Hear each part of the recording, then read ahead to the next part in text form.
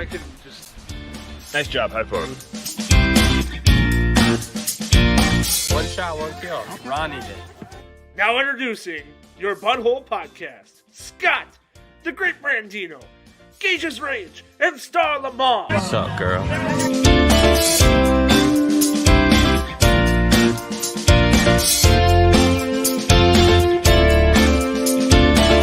I love the BudHole.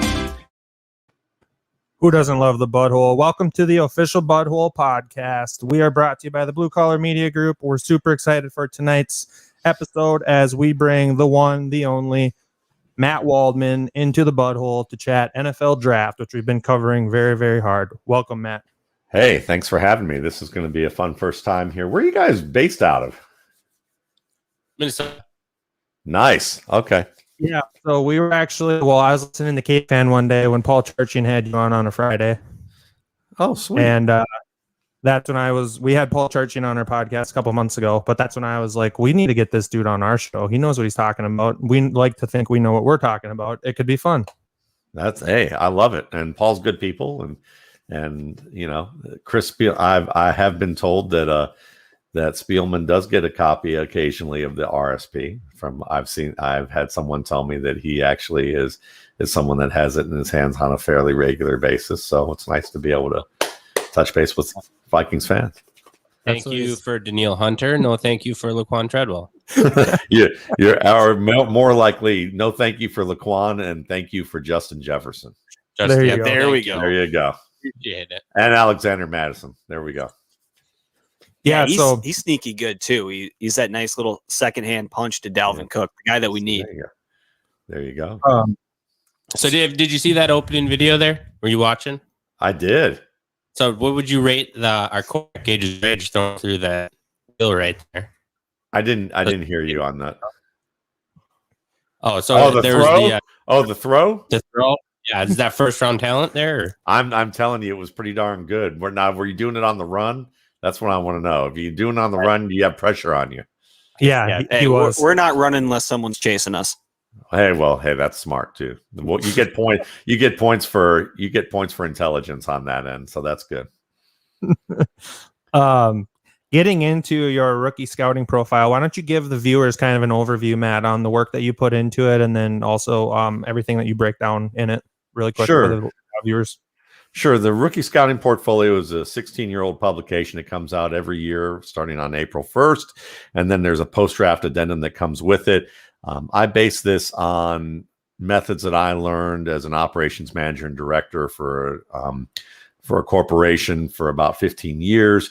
And I translated it to really how you evaluate football and use best practice methods to do that. And what I do is I have a couple of different ways in how I score players based on breadth of talent, all the things that a player can do at a position, and depth of talent, which is how well they do it. So, for example, a guy like Sterling Shepard of the New York Giants may have a wide breadth of talent.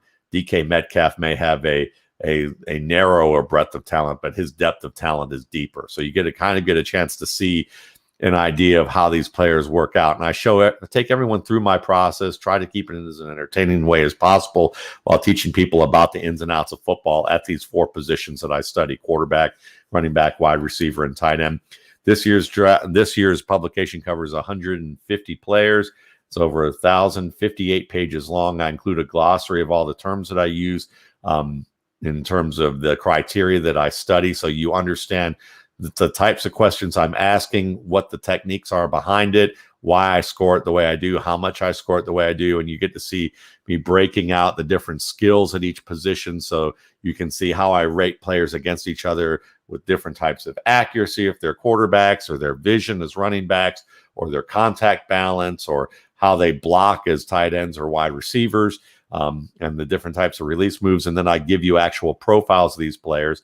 I also track data. So I track after contact data for running backs. I also track throwing data for quarterbacks in terms of the range of where they're throwing, whether it's on script, off script, versus pressure, without pressure, or against zone coverage or against man-to-man coverage. And I track that for every quarterback that I study. And, that's just for the pre-draft publication. The post-draft is more fantasy-oriented, geared towards having cheat sheets and help you find kind of a sweet spot of where to draft players versus where my rankings may be. So if I liked Patrick Mahomes more than everybody, but I'm telling you, I'm not going to tell you to draft him first overall if I know you can get him, 20th, as opposed to getting him number one. So I've helped you find sweet spots for that. And you get a newsletter along with it from June through December. This is all available for $21.95, and 10% goes to an organization called Darkness to Light, which is an charitable organization devoted to preventing sexual abuse of children, as well as addressing it when it unfortunately happens, so that kids don't deal with extra trauma. It is Child Abuse Prevention Month, April, so it's a nice way to be able to get some good entertainment, as well as being able to help donate to a cause. We've already given $4,000 to Darkness to Light this year, and I've been giving to them since 2011 on an average of about $5,000 a year. So it's a great cause, and I have terrific readers who certainly are very supportive of what we do there, and that's the RSP in a nutshell. Awesome. Did you have any history working with the NFL, or just have a passion for the NFL? Or yeah, mine's a weird story because starting off in 2006, I didn't have any experience whatsoever. I was an operations manager. I did some writing as a journalist, doing some journalism, ranging from covering some football as well as doing a lot of very different work. But about 5-6 years into writing the RSP, as I continued to gain an even deeper level of knowledge of these positions, I started to get contacted by scouts. And so scouts would contact me and tell me they loved the process. I would ask them questions about things that I could improve upon. They would refer me to different books, different options in terms of what I could learn more about. And over time, the RSP has become one of the more popular independent draft guides that scouts use to cross-check their work. And that's according to Division I recruiters that I know at colleges who deal with these scouts on a daily or weekly basis when they come to visit, and they see what these guys bring with them in terms of reference materials, reading materials. And they say that, the RSP, Dane Brugler's draft guide, those are two of the ones that they see most frequently. And I have some scouts who certainly I stay in touch with who've done that, who've talked with me from that end. So I was just a hardcore football fan, Cleveland Browns fan growing up in the early to mid 70s when they were good, in the 80s when they were good. But yeah, I know, I appreciate that. And but that's the way it goes. You got to be damn excited about that team right now, though. And then you got the talk that Clowney might be joining them. I am excited about them. I was to be honest, I was hoping that when Baker Mayfield got drafted that I could get out. Like that was like my opportunity to say, "Ooh, I could be out of here at that point," because I wasn't a big fan of Mayfield. I saw more as like a Jeff Garcia type at his best. And Jeff Garcia had some Pro Bowls to him, but that's kind of where I think he is. But then they drafted Nick Chubb, who I actually thought was an amazing young player and one of my favorite players I've studied in quite a while. And I was like, they pulled me right back in the next round. So I can't leave. I think you do. I know you do because I was reading it today. But you mentioned in your rookie guide today that I was looking. I'm missing you. You went on mute. We're back on. Yeah. Muted for some reason, but we should be good to go now. Sorry. Okay.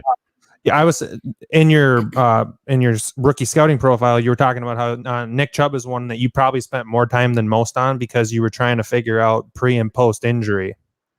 Yeah.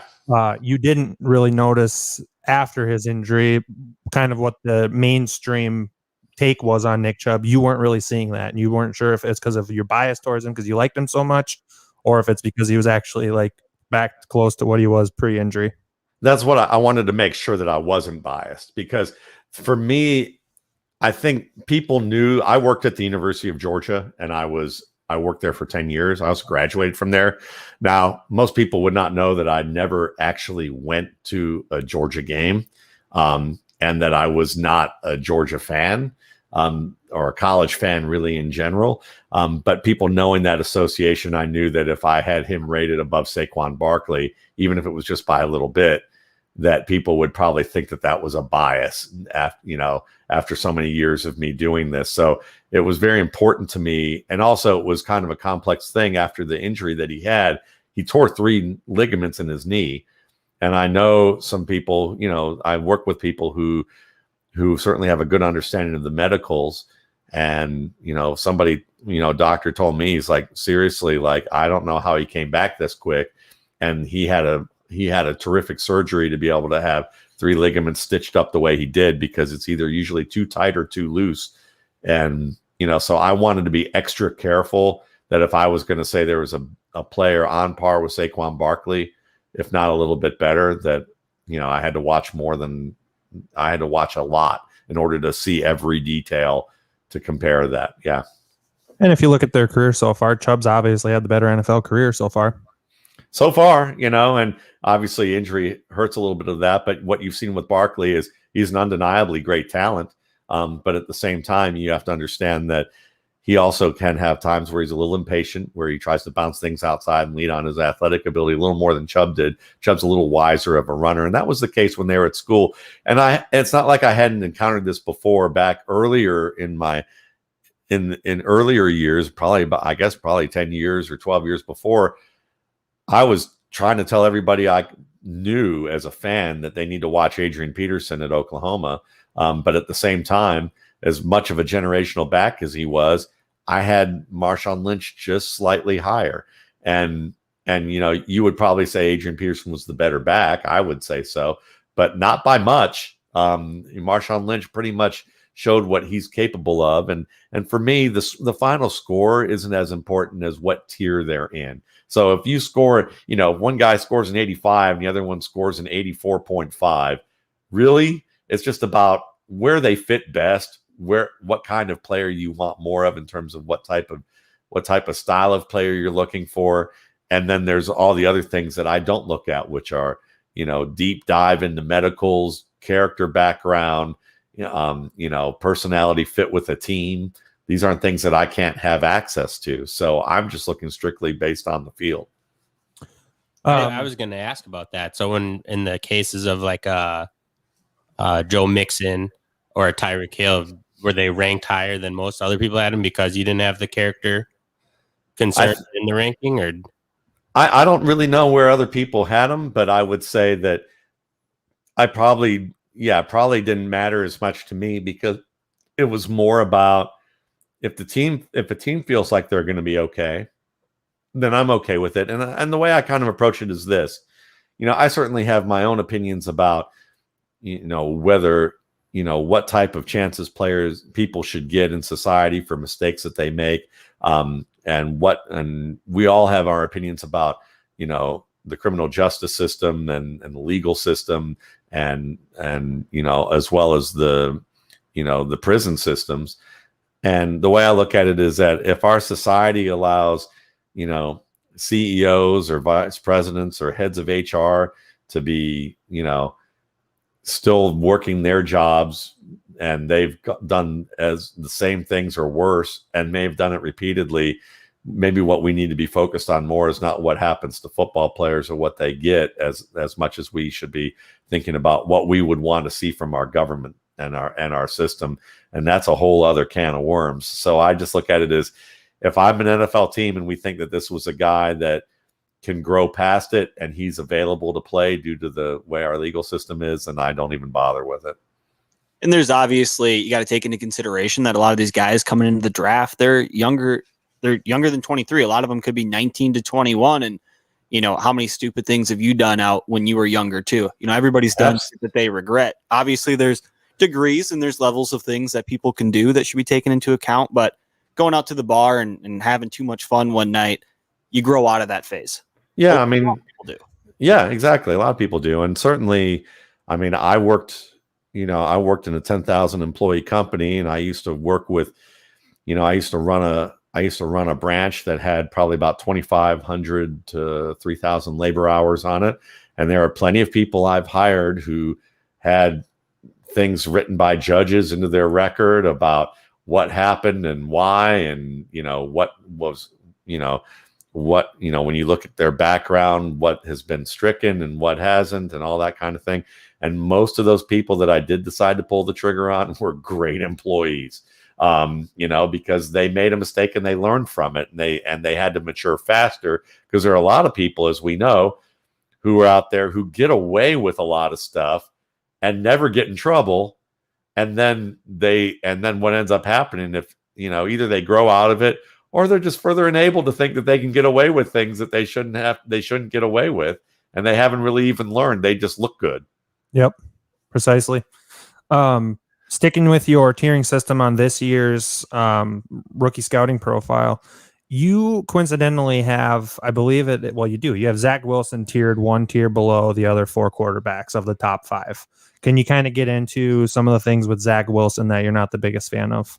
Yeah, absolutely. Because to me, Zach Wilson is a player who really has one fit. He's a lot like Baker Mayfield in this respect.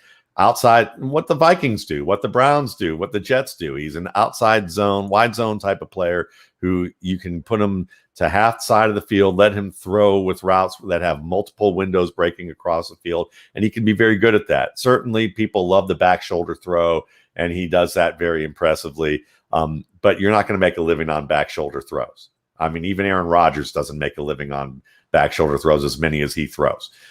You've got to be able to threaten the entire field with accuracy. And when you look at Zach Wilson's play, with the games not only that I just watched, but the ones that I tracked specifically, you see inaccuracies in the intermediate and vertical ranges of the field. And these ranges to me are between 14 yards down the field from the throwing point to about 42 yards downfield. So the ultra deep throws, he's accurate. The short throws, he's accurate. The throws that actually put defenses in a bind and force them to have to adjust are the ones that he's not accurate on as much as he should be. And he gets away with some throws that he's trying to make because he thinks he has the arm to do it. And in the NFL, or at least in the college game, what I've noticed, he's had a number of throws that he's completed that in the NFL they wouldn't fly because the coverage was very tight and these defenders had an extra step on them. Usually what happens is he doesn't recognize that there's a defender squatting over the top to the opposite sideline. And a lot of these opposite sideline throws that he tries to make, he's not going to make in the NFL. And he also has throws where he tries to squeeze the ball into situations where there's defenders over the top and they're just nailing the wide receivers. And it's one thing to do it on a 4th and 7 with 157 left in a 3-point game, and you need to make that throw. And it's another to make these throws on a regular basis when it's the 4th quarter and you're up by 21 and there's no reason you even need to deliver that hospital ball to your receiver. So there's that. And then he has some issues with his front leg where his front leg locks out when he throws the ball. So it either sails when he's throwing short or it sinks when he's throwing deep. And so he's got to fix that in addition to these things. And, there's enough talent there that I'd say if you sat him for a year or two, maybe in a different system, he might develop if he can address some of these issues. But if you're trying to play him right away, the only system that I see that working with is the one that he's likely going to is with the Jets. So while if someone asked me as a Jets fan, what do you think of that pick? And I'd say, well, I think he'll work there if they get the talent around him to succeed. If someone said, is he the guy you'd want number 2 overall? And the answer would be, I wouldn't want him inside the 3rd round. Let's get into the next team down the draft board, San Francisco. If you're the GM for the San Francisco 49ers, who would be the quarterback that you'd be targeting, assuming Lawrence goes 1 and Wilson goes 2? Oh, without a doubt, Trey Lance. I'm a huge Trey Lance fan. I think that this guy I'm glad you guys like him too. We're all NDSU alums. Well, so he's a Minnesota boy. Star's not, but Brandon and I are. Yeah. We'll see. Gage's Rage, we were roommates there. And then Scott went up there too. And we went to the same school, high school. So it's, we were there in the Carson Wentz era. Yep. I hear you. Well, that's a good place to begin because a lot of people will, I'm sure you've seen the criticisms that range from, well, Carson Wentz didn't have lasting success in the NFL, and it's the lower profile school in terms of top competition that they face, and his production wasn't all that great in terms of yardage. And so those are all interesting kind of narratives that people put out there, but I don't agree with any of them. And the reasons being is that Wentz had his own set of issues. I mean, when you evaluate him, he was a tough kid. He certainly could move around the pocket well, but he didn't have the great tight space maneuverability with his footwork. I mean, it's why the Eagles basically abandoned him taking deeper drops and just using him in the pistol, because he could set up fast and deliver the ball fast with accuracy within about 25, 30 yards. And then he was great at being able to buy time and throw the ball behind people. But his deep accuracy in terms of pinpoint throws, against, in stride, in a timing game, were always hit and miss. That was always an issue with him. You could never, he was either too deep or too short, too wide, too far. He could never get that under control. So the quick game was where it was at for him. And when that offensive line broke down, things broke down with him, because he never really addressed the footwork issues that set up his entire game in terms of timing, moving efficiently in the pocket, and throwing accurately. Trey Lance has none of those problems. He has great feet. He has terrific drop game, 3, 5, 7-step drops, awesome play action game. I think his placement has moments of just elite play. I mean, he can be surgical in that regard. Sometimes he tries to get a little too surgical, and he'll try and squeeze a ball in where there's a safety or a linebacker that he shouldn't, but it's nothing insanely bad with his game. And he has just a sweet over-the-top motion. And the fact that what people don't understand about the yardage part, and I'm sure you guys do as fans and going to the school, is that system, which is a pro system, and he has the reads and checks of a pro, he's also demanded of him to go short to deep in terms of reading the field. And most people don't understand that. They think all quarterbacks go deep to short. So if he's have such little yardage, then they think he's like a captain checkdown player who, who's just not going for those deep shots, when in fact, it's actually the reverse. Because if he's making so many of those short to deep throws that when he actually throws deep and he's accurate, you're looking at a guy who's making it a second, third, and fourth read, or he's making it his first read. He read something early in the play, pre-snap or post-snap, to go to that right away. So what you're saying is, really what's happening is that you're talking about a player who has an aggressive mindset and better recognition than people are giving him credit for. And so I think he could easily be the best player in this, the best quarterback in this class. And I'm a fan of Trevor Lawrence. I think Trevor Lawrence is an excellent player. But I think Lance, if he gets, the only thing that I would be down on him about, I mean, yeah, sometimes he has some inaccuracies where he also has a motion. It's a lot like Donovan McNabb, where the ball can kind of drop a little bit, where he kind of the point of the ball is kind of coming down. But the player he reminds me of is my favorite player of all time, which is Steve McNair. Tough, very good passer, someone who's underrated in terms of what they could do as a thrower. And if he gets half a year even to sit on the bench, where he gets a chance just to see a wider variety of defensive looks and then play through some of that over the next year and a half, I think he can survive that first part of being a NFL quarterback and develop into a very good player who reminds me a mix of McNair and the best of what we see from Matthew Stafford when Matthew Stafford plays well. So we've kind of danced around it a little bit, but obviously the talents of the players are important, but where do you rank where they're landing? Because you mentioned it with Zach Wilson and the Jets being a good fit, and Trey Lance going to a place where he can sit for a little bit under a good system and learn. How important is that to you, where players land and how they actually develop and reach their full potential in the NFL? Well, post-draft, it's everything. Pre-draft, you just don't know, and all you can do is kind of take guesses and recommend what you would see if you had the privilege to be in that position. So, back in the day, I for instance, I have a guy like David Johnson ranked 9th among running backs, but I said if he went to a gap system like Indianapolis or Arizona, within a year or two, he could be the most productive running back in this class. So you kind of have to gauge that, and sometimes you hit, sometimes you don't. But with quarterback, it's so important that you have a good scheme fit and you have a semi-patient ownership. And the problem with that is that few teams are that way. And it's not because of the scouts. It's probably not usually because of the coaches or maybe even the GM, but often it's because of the owner. Yeah. The owners are like, just think about it like this. I used to work at a company where we knew we were going through cuts, and still the owners walking around the corporate office after they didn't give bonuses to all their employees, walking around showing them pictures of the yacht that he just bought. Like, he may be smart in certain things, but this is not one of those things that, it's that same mentality in the NFL where you get guys who they listen to the wrong things. I mean, like, I remember this, there's a few stories. I remember when Vince Young was drafted by the Titans, Jeff Fisher wanted Jay Cutler and the scouts wanted Jay Cutler. Norm Chow, who they brought in to be their offensive coordinator, of course, wanted Matt Leinart, who was the quarterback there at USC.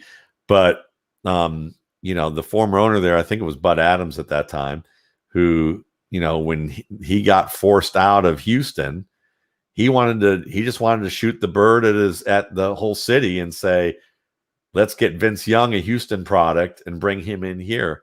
And they didn't know what they were going to do until literally days before the draft. And I had asked somebody I knew close to this, because I remember ESPN at the time, though, years ago when I was still watching a lot of it, was that they were talking about how undecided everyone was. And then in post draft, they talked about how Mike Shanahan called Jeff Fisher and asked him, what do you think about Jay Cutler? And Jeff Fisher said, I wanted him. I would have taken him in the early first round if I could get him.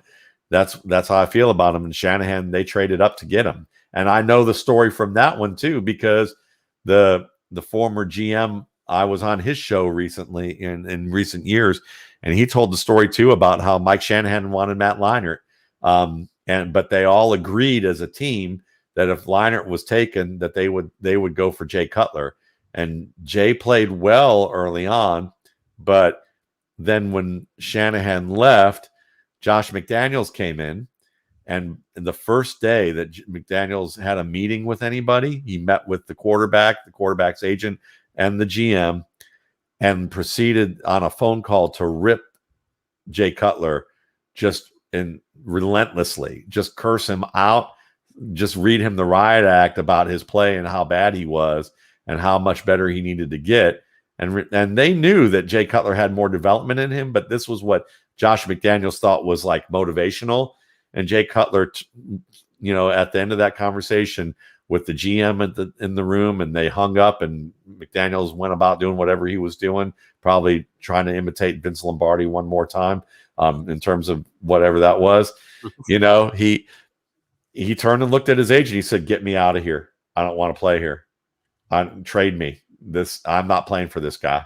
And that's what they ended up doing. And Chicago thought they were getting a finished product. So the whole moral of the story is that owners and certain people high up, oftentimes they listen too much to things rather than to their own staff. Alex Smith was a great example of that too, where, I know some scouts where, they all graded him as a 4th round prospect. And then the ownership was so impressed with what Gil Brandt was reporting in this pro day, and it was the best pro day ever saw since Troy Aikman, that they felt like that was more urgent information than whatever the scouts did. And then they charged their GM with going down to the scouts room and basically giving a hit tape of 20 highlight plays and saying, I want you to regrade what you've done with this hit clip. And a couple of the scouts almost got into a fight with the GM. I mean, like, literally had to be separated from him, because they're like, we've scouted this guy for 3 years and you want us to use a hit clip? I'm not doing that. Like, just so you can cover your assets, for making this decision, do that yourself. I'm not going to put my name on a scouting report that's like a hack job. And that's the kind of stuff it's like same internal office politics you see everywhere. And oftentimes the guy at the top can be overly reactionary, not trust his people, and overrule things in a way where it's fine when they overrule when it's a tight decision and you don't know which way to go. But when your people that you've paid money to do all that work say, we feel really good about this, and you're like, yeah, but that car dealer who who basically can help me sell a ton of season tickets, when we're in the steam room after at the health club that we're at, talking about this, and he says he saw some Louis Riddick say something on ESPN, I better listen to that. That's kind of what it sounds like Dallas is doing with Kyle Pitts right now. Jerry Jones is falling in love with Pitts, and Pitts is a very nice player, don't get me wrong, but I don't think the scouts would have Pitts as their top guy that they should be drafting. I mean, yeah, it just depends on how they view it, but I would think with the 3 receivers that they've had, there are some other priorities for that team for sure. And yeah, it's just, I don't mind building on a strength rather than showing up on a weakness, but their offense is strong enough at the skill positions. And right. And there's a point where you kind of need to fix that offensive line and get everybody healthy in order to help that offense be what it is. Right, to help maximize your talent. A little bit about Pitts off air. How do you feel about Pitts? Because you said you do tight ends. Do you ever rank them in like the top 5 picks, potentially 4? They have them going to Atlanta. I just think it's insanely high for a tight end to go. Yeah, I think I have not done that yet. And I was a huge TJ Hawkinson fan, but TJ Hawkinson was a tight end. Yeah. Kyle Pitts, he can be a tight end. I don't think he's the blocker Hawkinson was coming out or OJ Howard was, but he has some skills in that regard that we could get into. But the real answer to that question is he's a pass catcher, and they're either going to use him like Jimmy Graham and move him around, and he can be more lethal than Jimmy Graham because he's a more fluid player and because he can actually block. I watched Jimmy Graham once at the Senior Bowl learn how to try and practice hitting one of those dummies that go back up, the body size one. Yep. And there was, he tried to hit that thing, the right technique. He could barely move the thing. It like weeble wobbled just a little bit, where somebody else, I'm trying to remember who it was. I think it was Bird, the USC tight end at the time. He was showing him Dominique Byrd. Yeah. And he flicks his hands and that thing hits the ground and comes right back up. And then you see Jimmy Graham try and do it. And it's just like, it literally just does this. And it's like, he had a long way to go that way. That wasn't his game. But Pitts is way better than that. But he could have easily been my number 3 receiver in this class, just based on the way he runs routes, his athletic profile, and the way he catches the ball. So in that regard, he's a little bit more of an outlier because you can classify him at 1 of 2 positions. And if you were a coach or a GM too of a team, you draft Kyle Pitts, what would you recommend for trying to put weight on his frame? Would you say 10 to 15 pounds? I would honestly, if I were drafting Kyle Pitts, I'd have a plan for him as what he is right now.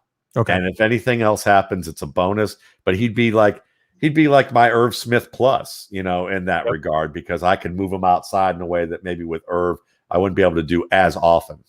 Okay.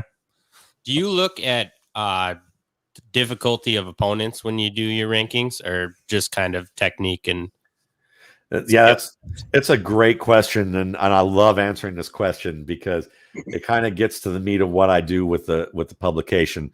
I do not look at difficulty of opponents, because what I find is that if you ask the right questions and you weight how your evaluation works, you weigh things the right way, you're going to be able to find really good information about these players, whether they're playing behind a great surrounding talent and putting up tons of yardage against inferior teams, or if they're the lone great player on their team and their production is horrible against a team that vastly overmatches them. So, for example, when I ask, for me, like running backs, when I ask the right questions about these players, what I'm trying to do is isolate what the player can do. And the best way I put it is asking questions so that you can determine whether the player is making decisions and performing techniques that put him in a position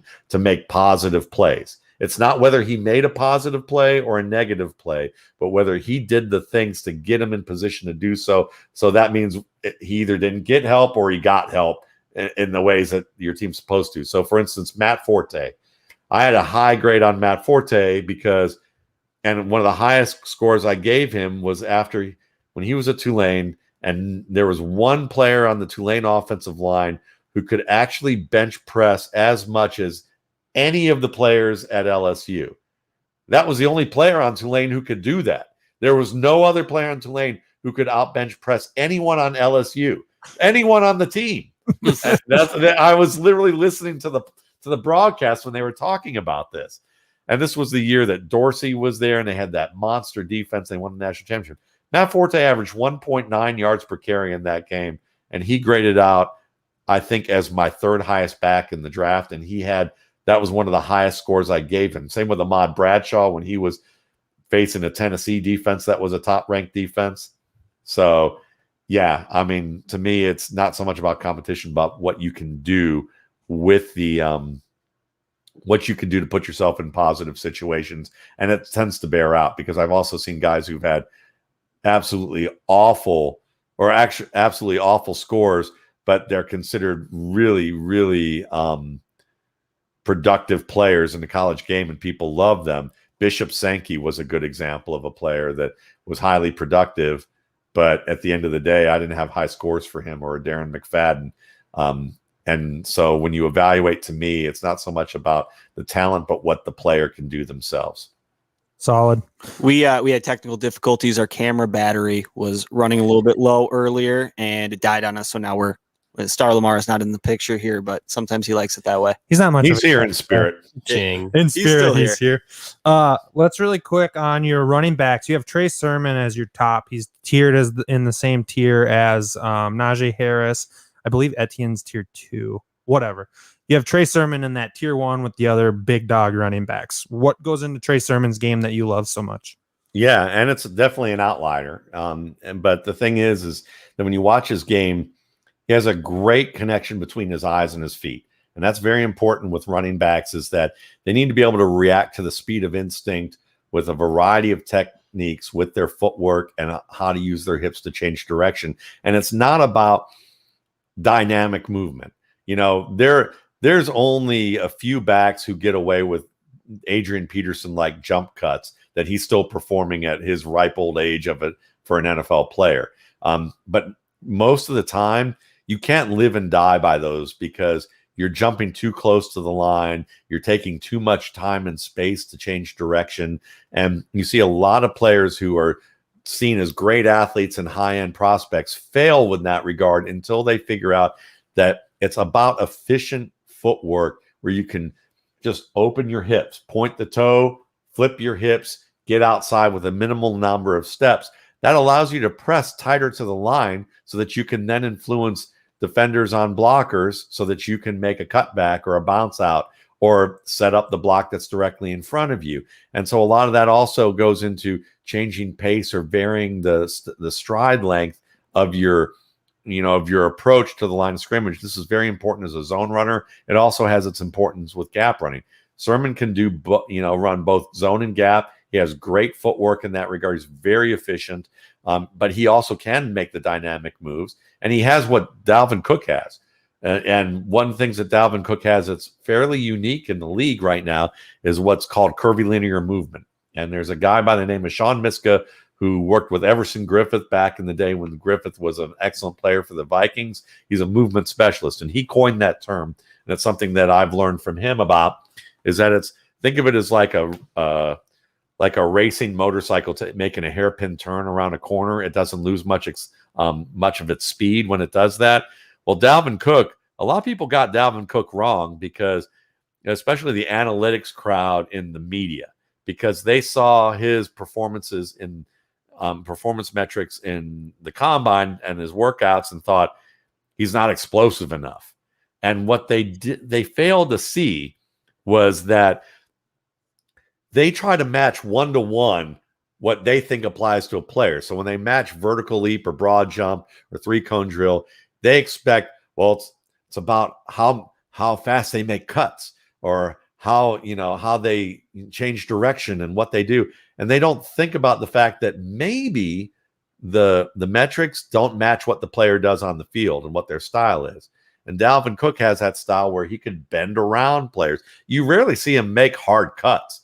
He's actually, when he changes direction, you actually see his feet do this and kind of turn when he's doing, especially in the open field. And he's got great balance. He's got good, obviously, speed and acceleration, but it's that ability to bend around people in curvilinear movement. And that's something that Trey Sermon has. And he has the size, he has the size to be a good back. And the reason that people are down on him is that it's not so much they're down on him, they're just lukewarm because he didn't have the storied production in his career. He was at Oklahoma. Oklahoma always has a number of good backs, just like Georgia or Alabama or, a lot of Ohio State at sometimes often did too. And he played well there. But he had a little bit of injury, and then they brought in a couple other guys.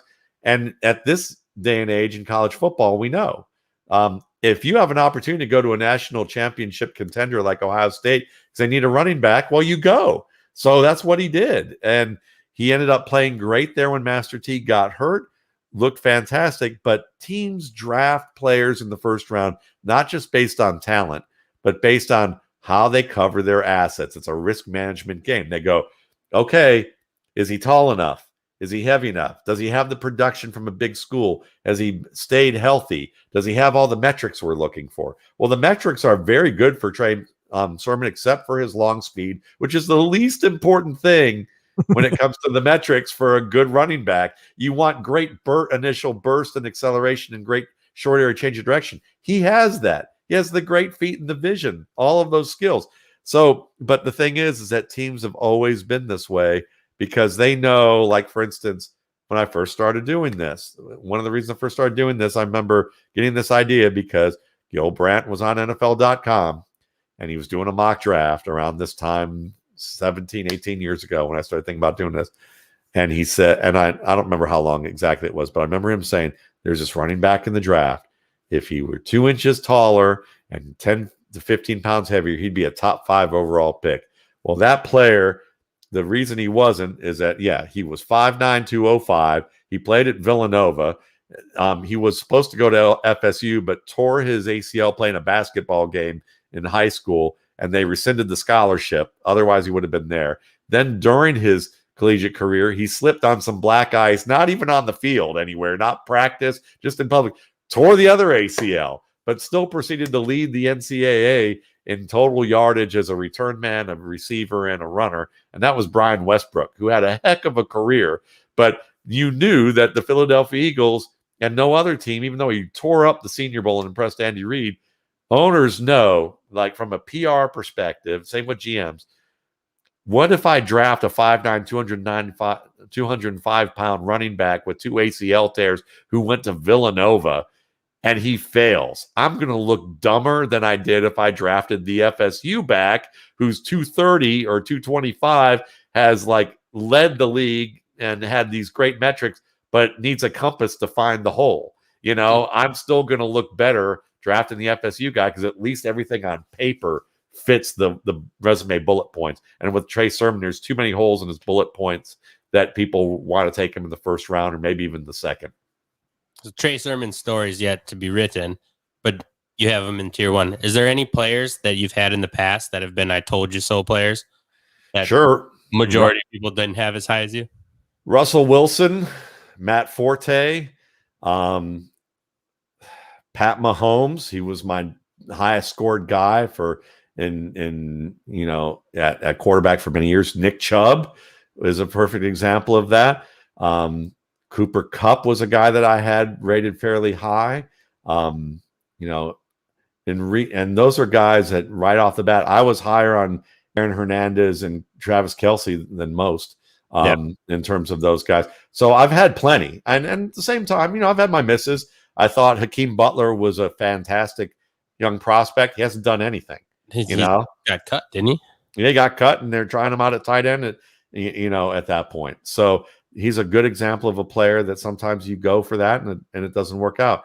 But absolutely, and with running back, I've tend to have a pretty good track record. So For me, when I look at him as a player, he just fits in there with Najee Harris and Javonte Williams, who are, I think the 3 top backs. But knowing that you can get, if you're a fantasy player, you can get him at a bargain, and knowing that you don't have to draft him as your first back overall. Right. And do you look at any other positions besides skill positions on offense? Are you ever looking at offensive line or defensive side of the ball at all?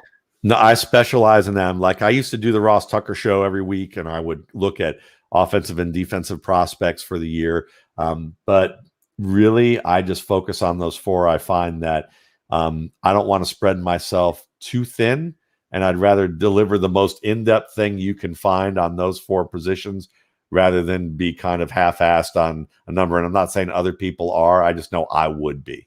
Right. This allows you to really deep dive those 4 specific positions. Yeah. I was just going to ask give us one guy you think is going to be overdrafted, probably your most overdrafted, you would assume, seeing what the mock drafts look like. And then also give us one guy that you think is going to be underdrafted that Sure. you're into. Well, Zach Wilson was one, but we're not going to go. We'll leave that one alone. I think he's going to get overdrafted. But I also think that Kenneth Gainwell's going to get overdrafted. I look at this guy and I can understand how he could be a future Tiki Barber or Alvin Kamara in terms of function, and he has that he's a smart player with some all-around skill sets, but he doesn't have the burst. And, and that's problematic for a 195-pound player who only gained 4 pounds while he was out of school, so he's still kind of a slow grower here. And you'd like to see him add some quick twitch muscle. I fear he could be more Ronnie Hillman than the next Tiki Barber or next Alvin Kamara. And so I'm a little suspect on him, even though I like the skills. The athletic traits for once are something that I'm worried about. Tamorrion Terry, I'll give you as another example of that. He also lacks the burst. He has great long speed, tracks the ball well, physical, but he could never win against top cornerbacks who pressed him because he didn't have the burst to get on top of them in the first place. And when you need a long runway as a receiver, that's a death knell for you. Underrated guys that I think will, I think Rashad Bateman is a guy that's getting he's getting more love now, but you guys know he had COVID. You guys know that he lost a good bit of weight and that he was a much different player. And the system was a little different at Minnesota. I mean, like they weren't horizontally stretching him in 2019 as much as they were in 2020. And he was an absolute monster in 2019. I think this guy's vastly underrated, is going to be a lot better than people expect. And the thing too, sorry, Brandon, but the thing too with Rashad Bateman is you got to remember he had Tyler Johnson, who was actually their 1A for 2019. Anytime it was a 3rd and 5, 3rd and 4, Tyler Johnson was the guy that they went to. Bateman was more so the change of pace wide receiver, and he was very good. But physically, Bateman checks all the boxes over Tyler Johnson, even physically. Oh, without a doubt. And I love the skills that he had to get off press man. He has some issues with his stance his stance is kind of wonky, and that minimizes the impact of his ability to win against press coverage, but he's a very smart player. I noticed that he is also very aware at the latest point before he gets the ball. He makes adjustments that you don't see a lot of players do, even in the pro game. Wide catch radius, love his ability to work off of press coverage when I've seen him do it. And he has that running ability too, and he can play inside and outside. I think that versatility gives you a little bit of what you see in Keenan Allen, but with a little more explosion to his game. He's not quite Cordero Patterson in terms of being a runner, but he has a little bit of that contact balance in him to be that type of guy. And Cordero, while he was slow to be able to pick up a system, he was, and be a receiver on an every week basis without being coached exactly of here's the 3 things we're going to ask you to do this week, because that was really what kind of player he was. But man, as a ball carrier, he was one of the best open field ball carriers I've ever seen, outside of a running back position. Right. And so he obviously shined at his pro day. He ran, what was it, a 4.38 is what Rashad Bateman? Yeah. Yep. Clocked him in at. And obviously everybody is running, it seems like, faster 40s this year than they are on average every other year. Yeah. I factor, not having the combine in, having players that have opted out this year and not playing, how does that play a role into what you're looking at? Do you take that into consideration at all? It's a tough thing because this is the toughest part about scouting players this year is that there is no centralized setting or control setting because some places have the grass shaved a little lower. Maybe their surfaces are a little more elastic, when it's an opportunity to jump or cut or drop the weight and all that kind of stuff. And then, all the little gamesmanship things that happen to with these teams that want to be able to recruit well. So that's difficult in itself, but all I can really do is I use the time. I try and reconcile it with the tape. And at that point, it's like if a player looks faster than his tape, then I can comment that he plays faster than his tape, and I can and usually know why. I can talk about the techniques that he mastered because, for instance, with wide receivers, there's a great YouTube clip, and I can't reference exactly what it was, but it's showing a coach saying, a coach basically looking at the situation and looking at two receivers, and one was a 4-3 guy and the other was a 4-7 guy, and had them run the exact same routes. And the 4-7 guy didn't run good routes. He didn't know how to drop his weight. He wasn't maximizing the speed of the breaks that he could actually run if he knew the technique and had mastered it. And he ran the break a lot slower than the 4-7 guy who had mastered it. The 4-7 guy looked much faster than the 4-4 guy. So there are things like that you can take into account and see. And there are players that maybe not maximizing their speed. And if that's the case, and I may give them a little bonus for their potential with their speed, but I don't give them the full credit. Whereas with guys who are maybe a little slower than I thought, at that point, usually I put them in the lower tier if there's a clear technique issue and maybe give them a bonus if there's a clear-cut opportunity to improve these skills. And if they're hard skills, then I may not give them any bonus at all because track record has shown that it's hard to learn those things. So thinking back, you've been doing this for 16 years, I believe you said. Yeah. The 2017 running back class, 2014 wide receiver class came to mind. Has there been any position groups in specific classes that were especially fun or especially difficult to rank? Yeah, this was a difficult one. So it was for wide receiver. Same with the past two classes. This class in particular, I think I told a friend of mine that if I wind up in jail for assault and battery, it's because I walked by someone and they looked like a wide receiver, and I just wanted to punch them out because ranking them is difficult, and there's so many of them. But this was a very deep class, 29 players. I gave grades that, within a year or two, you could see there's 29 players who have the ability on the field to be at least contributors, if not starters, one day. And obviously with attrition of injuries, knuckleheadedness, immaturity, not knowing how to work, that may slim down that there's the real number, maybe 7. You just divide. I joke it's my unscientific attrition factor of dividing it by 4. But that's kind of what I do, and it tends to work out that way. Running back, that class with Christian McCaffrey, Aaron Jones, Leonard Fournette, Dalvin Cook, that turned out to be, that was a fun class.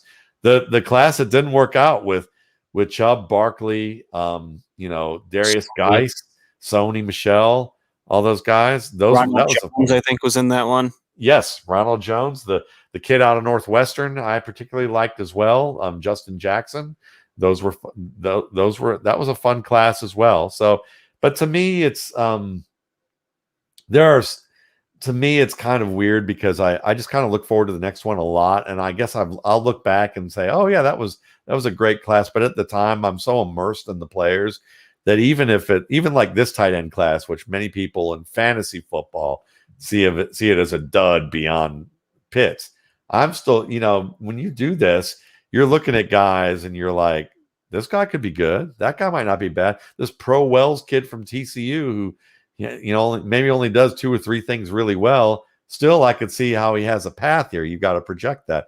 And my gig anyway. The tough part about my gig is that, after you've watched a player and athletically there's no way in hell that he's making the NFL, you still got to watch another 4 or 5 games of him, and really be thorough to make sure that you're not missing anything and to understand what he can and can't do, because maybe he fits somewhere else, maybe for the Canadian League, maybe for an alternative league. So there's those things. And because when you're doing that so often, that when you do see players who have a chance, you have a more positive outlook and you're immersed about those guys. You're immersed in those guys because there's possibility there. Even if you don't think everyone's going to make it, you're still more intrigued than maybe the average fan is. And where do you go to find the film? Do you get kind of insight stuff, film from college? Because I don't think they have a all 22 that's available to the public, at least that I've found.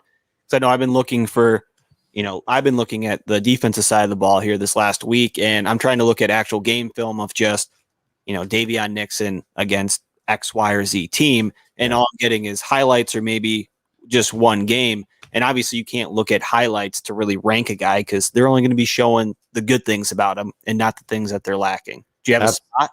Yeah, absolutely. I mean, the thing is right now I have an arrangement that I can't talk about, but I do have all 22 film and I have access to pretty much everything I need, which I'm very thankful for.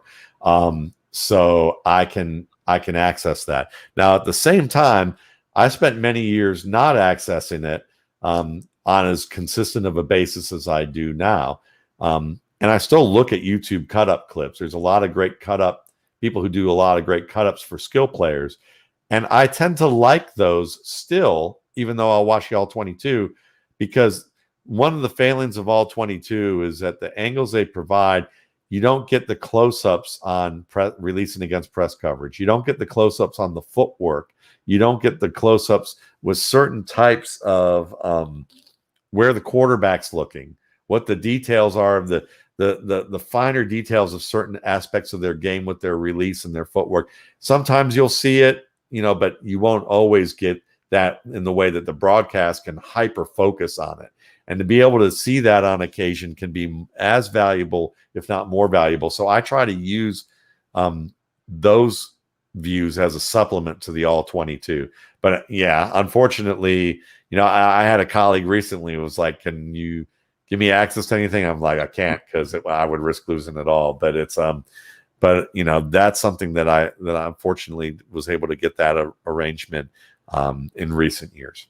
And in the RSP, you do as well have YouTube links to certain players and games that you've watched. So if you buy the RSP, you do get access to some of that on those players. Absolutely.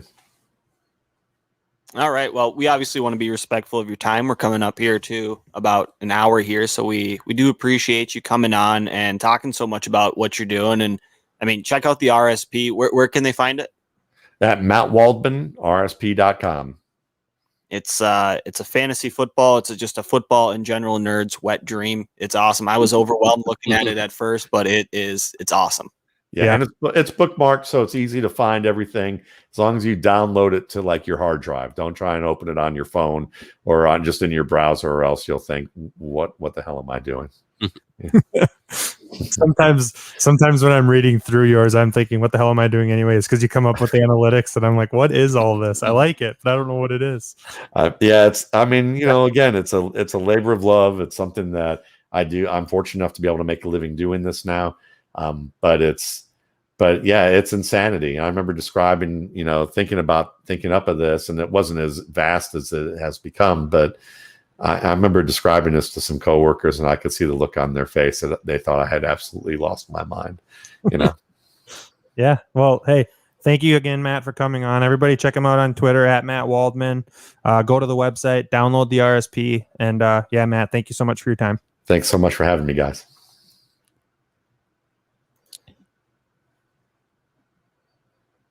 Is it over? Check out our website, www.officialbudhole.com. We're on all socials at officialbudhole. Go jerk off. Please leave us a rating and review on Apple Music, and we'll see you next time. You're always so nervous when we have somebody on. I don't want to embarrass us. I don't want him to think I'm telling him to go jerk off. But what if he's interested? Who knows? What if he said, "Don't mind if I do"? You don't want him to prevent cancer? It might be like I'm saying, go fuck yourself. That's fair. That's fair. The new slang for it. All right. Bye.